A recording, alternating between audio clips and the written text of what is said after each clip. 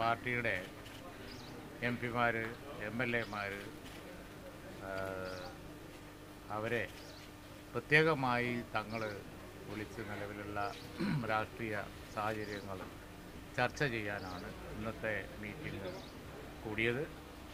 Party പ്രസിഡൻറ്റും party general secretary Majeed സാഹിബും മാത്രമാണ് MP-മാർ MLA-മാർക്കും പുറമേ ഉണ്ടായിരുന്നത്.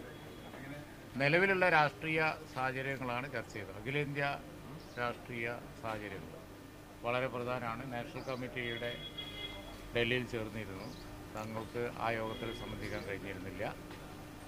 ഇന്ന് ഖാദർ മൊയ്തീൻ സാഹിബ് അഖിലേന്ത്യാ പ്രസിഡന്റ് ഇവിടെ വന്നിട്ട് വിശദമായി തങ്ങളോട് കാര്യങ്ങൾ ചർച്ച ചെയ്തു.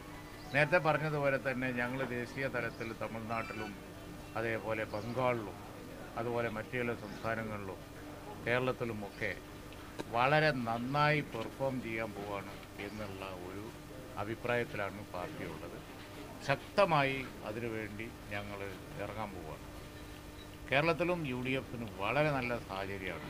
ഇന്ന് MLA-മാരും അതുപോലെ തന്നെ ഞങ്ങളൊക്കെ പങ്കെടുത്ത യോഗത്തിൽ മുഴുവൻ MLA-മാരും റിപ്പോർട്ട് ചെയ്ത് വളരെ നല്ല സാഹചര്യം.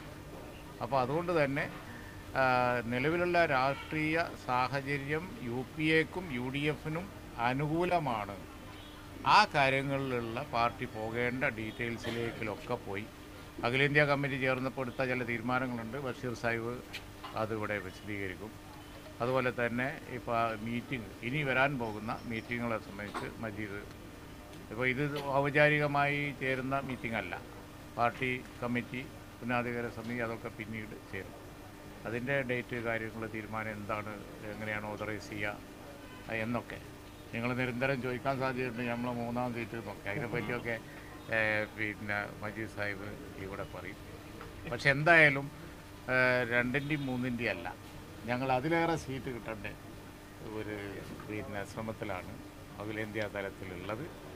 ശക്തമായ പ്രസൻസ് ആയിരിക്കും ഈ തവണ UPA-ക്കും UDF-ഉം. അതിൽ മുസ്ലിം ലീഗിൻ്റെ വളരെ കൂടുതലായിരിക്കും. അത്ര പ്രാധാന്യമുള്ള ഒരു രാഷ്ട്രീയ കാലമായതുകൊണ്ടാണ് അസാധാരണമായ ഇങ്ങനെ ഒരു മീറ്റിംഗ് സയ്യിദ് ഹൈദരലി ശിഹാബ് തങ്ങൾ പാണക്കാട് വിളിച്ചു ചേർത്തത്. അതാണ് പറയാനുള്ളത്. ഇനി ബഷീറും മരിയും പറഞ്ഞിട്ട് നിങ്ങൾ എന്തെങ്കിലും ചോദിക്കണം. ഒരു മിനിറ്റ്.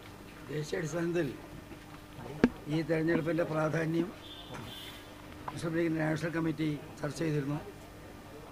അതിൻ്റെ റിപ്പോർട്ടിംഗ് ഇന്ന് ബഹുമാനപ്പെട്ട ഖാദർ മൊയ്തീൻ സാഹിബ്, ഞങ്ങളുടെ നാഷണൽ പ്രസിഡന്റ്, ഇവിടെ തങ്ങളടക്കമുള്ള നേതാക്കളുമായി ബ്രീഫ് ചെയ്യുകയുണ്ടായി. ഇന്നത്തെ നമ്മളെ MLA-മാരുടെ MP-മാരുടെ യോഗത്തിൽ നാഷണൽ സെക്രട്ടറി കുഞ്ഞാൽ സാഹിബ് അത് വിശദീകരിക്കുകയും ചെയ്തു. അതിപ്രകാരമാണ്: ഒന്ന്, മുസ്ലിം ലീഗിനുള്ള ശക്തി, അതിൻ്റെ വോട്ടുകൾ എല്ലാ തലത്തിലും ഫാസിസ്റ്റ് ശക്തികൾക്കെതിരായി ശക്തമായി ആ വോട്ടുകൾ ഉപയോഗപ്പെടുത്തുക എന്ന ആഹ്വാനമാണ് നൽകിയിട്ടുള്ളത്.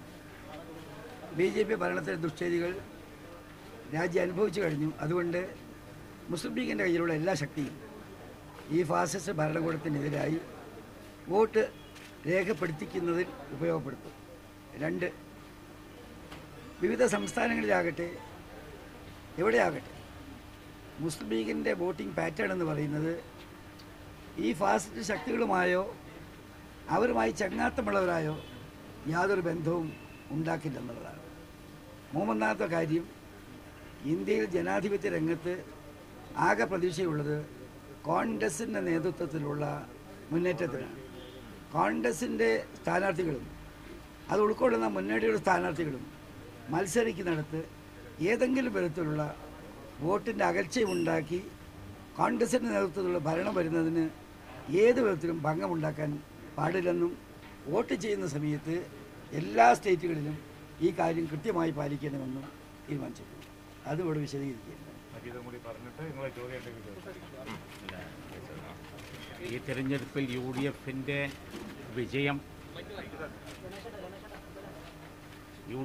വിജയമാണ് ഏറ്റവും പ്രധാനമായിട്ടുള്ളത്. അപ്പോൾ അത് സംബന്ധിച്ച് UDF-ന് നല്ല കെട്ടുറപ്പോട് കൂടി അതിൻ്റെ വിജയം സുഗമാക്കുന്നതിന് വേണ്ടിയുള്ള പ്രവർത്തനങ്ങളാണ് ഞങ്ങൾ നടത്തിക്കൊണ്ടിരിക്കുന്നത്. UDF-ൻ്റെ അകത്തും അരിയിലാണ് ഇപ്പോൾ ചർച്ച നടക്കുന്നത്. പിന്നെ ഓരോ പാർട്ടികളും അവരുടെ ആവശ്യങ്ങൾ ഉന്നയിക്കും. സ്വാഭാവികമായി ഒരു തെരഞ്ഞെടുപ്പ് ആവശ്യങ്ങൾ ഉന്നയിക്കും. സീറ്റ് തമ്മിൽ മാറുന്ന കാര്യങ്ങളെ പറ്റിയും പറയും. പുതിയ സീറ്റ് വേണമെന്ന് പറയുന്നത് സ്വാഭാവികമായിട്ടുള്ള ഒരു കാര്യമാണ്. അതെല്ലാം UDF ഇരുന്നാൽ പരിഹരിക്കാവുന്ന കാര്യങ്ങളുള്ളൂ. 18-ാം തീയതി അത് സംബന്ധിച്ച് ഉഭയകക്ഷി ചർച്ച എല്ലാ ഘടകകക്ഷികളുമായിട്ട് നടത്തുന്നുണ്ട്. നേരത്തെ അവിടെ പറഞ്ഞതുപോലെ ലീഗും അതുപോലെ ഒരു സീറ്റ് വേണം എന്നൊരു അഭിപ്രായം ലീഗിൻ്റെ മുമ്പിലുണ്ട്. അതിൻ്റെ പോസിബിലിറ്റിയും അതിൻ്റെ ഗുണദോഷങ്ങളും UDF നന്നായി പോകുന്നതിന് ഗുണകരമായ രീതിയിലുള്ള കാര്യങ്ങളെല്ലാം ഞങ്ങൾ ചർച്ച ചെയ്യാനിരിക്കുകയാണ്. ഇത് സംബന്ധിച്ചും അതുപോലെ സ്ഥാനാർത്ഥി നിർണ്ണയം സംബന്ധിച്ച് മുസ്ലിം ലീഗ് പാർട്ടിയുടെ കമ്മിറ്റി ഉടനെ ചേർന്ന് സംസ്ഥാന പ്രസിഡന്റ് ചുമതലപ്പെടുത്തുന്നതോടുകൂടി ഞങ്ങളുടെ ഈ പ്രോസസ്സും പിന്നെ നടപടിക്രമങ്ങൾ ആരംഭിക്കും. ഉഭയകക്ഷി ചർച്ചയിൽ മൂന്നാമത്തെ സീറ്റ് ആവശ്യം ഉഭയകക്ഷി ചർച്ചയിൽ എല്ലാ കാര്യങ്ങളും ചർച്ച ചെയ്യും. എല്ലാ കാര്യങ്ങളും ഇതിനു വേണ്ടിയാണ് ഉഭയകക്ഷി വിളിക്കുന്നത്. ആ ചർച്ചൻ്റെ അടിസ്ഥാനത്തിൽ ഒരു നല്ല തീരുമാനത്തിലേക്ക് UDF എത്തും. ഇതിലൊരു പരസ്പരം ഒരു വഴക്കിൻ്റെയോ ഒരു പ്രശ്നങ്ങളോ UDFിൻ്റെ അകത്തുണ്ടാവാൻ യാതൊരു സാധ്യതയില്ല.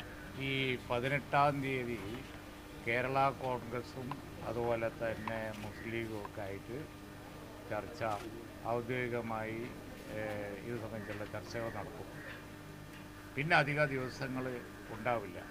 ആ ദിവസങ്ങൾക്കകം കാര്യങ്ങൾ തീരുമാനിക്കും. അതാണ് മജീദ് പറഞ്ഞത്. അത് കഴിഞ്ഞതിന് ശേഷം ഞങ്ങളെ കമ്മിറ്റി കൂടി ലീഗിൻ്റെ തീരുമാനം പാർട്ടി ചർച്ച ചെയ്തതിന് ശേഷം തങ്ങൾ പ്രഖ്യാപിക്കും. അതാരായാലും വ്യക്തതയുണ്ട്. 18-ാം തീയതി കേരള കോൺഗ്രസ്സായിട്ടുള്ള ചർച്ചയും ലീഗായിട്ടുള്ള ചർച്ചയൊക്കെ തീരുമ്പോഴേ നിങ്ങൾ തപ്പിക്കൊണ്ടിരിക്കണ എണ്ണമൊക്കെ കിട്ടുള്ളൂ. അതുവരെ ഞങ്ങളിവിടെ ഒന്നും ചോദിച്ചിട്ട് കാര്യമൊന്നുമില്ല. കാരണം എന്താണെന്ന് വെച്ച് കഴിഞ്ഞാൽ പാർട്ടിയുടെ ആവശ്യം മജീദ് പറഞ്ഞു, അതേപോലെ തന്നെ മറ്റു കക്ഷികളുടെ ആവശ്യം അവർ പറഞ്ഞു. ഇനി UDFിലാണ് അത് സംബന്ധിച്ചുള്ള ചർച്ച നടക്കേണ്ടത്. ആ ചർച്ചയുടെ അടിസ്ഥാനത്തിൽ പാർട്ടി കമ്മിറ്റി കൂടി അവസാന തീരുമാനം എടുക്കേണ്ടത് തങ്ങളാണ്. അപ്പോഴേ അത് സംബന്ധിച്ച് വിവരം കിട്ടും. ഇല്ല ആ വിഷയം ഇതൊക്കെ കഴിഞ്ഞിട്ട് ശേഷം അതെ മജീദ് പറഞ്ഞാൽ കറക്റ്റ്. അതടക്കം അന്ന് നോക്കിയാൽ മതി. അതിനെ സംബന്ധിച്ചുള്ള പല രാഷ്ട്രീയ പാർട്ടികളും സ്ഥാനാർത്ഥി നിർണ്ണയം അടക്കമുള്ള പ്രോസസ്സായിട്ട് മുമ്പോട്ട് പോയി തുടങ്ങി. അപ്പോൾ ലീഗിൻ്റെ എന്തുണ്ടാവും പ്രഖ്യാപനം? സത്യസന്ധമായി പറഞ്ഞാൽ ഇന്ന് അങ്ങനത്തെ ഒരു വിഷയം സ്ഥാനാർത്ഥി എന്ന വിഷയമൊന്നും ഇവിടെ ചർച്ച ചെയ്തിട്ടായില്ല. അത് ചർച്ച ഉണ്ടായില്ല. ആ അജണ്ട അല്ല ഇന്നത്തെ മീറ്റിങ്ങിനുണ്ടായിരുന്നു. ഇന്നത്തെ മീറ്റിങ്ങിന് MLA-മാർ MP-മാർ നിങ്ങൾ തെറ്റിദ്ധരിച്ച് അതുകൊണ്ട് കൊടുക്കണ്ട ചില പറയും.